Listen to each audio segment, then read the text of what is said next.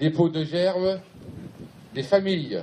Famille des victimes, représentants de l'État et élus locaux, l'image est inédite. 3 ans après Xynthia, c'est la première fois qu'une commémoration est organisée conjointement, traduisant ainsi une certaine volonté d'apaisement. On y est enfin arrivé avec parfois des difficultés, parfois des longueurs, un peu comme tous les sujets qui entourent la tempête Xynthia.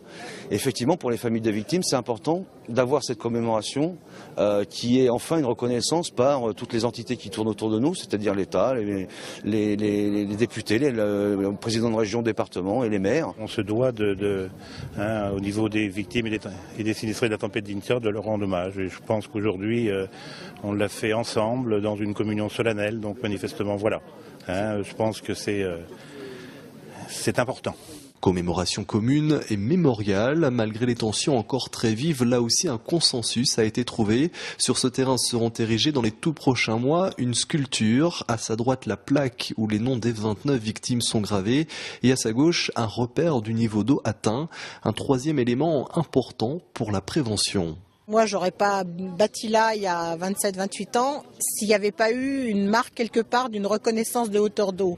Or là, on va l'avoir. On peut se dire de l'eau, on peut penser que c'est de l'eau jusqu'aux genoux, mais là, non, c'était pas le cas. C'était vraiment de l'eau jusqu'aux tuiles. Il faut pas oublier, surtout.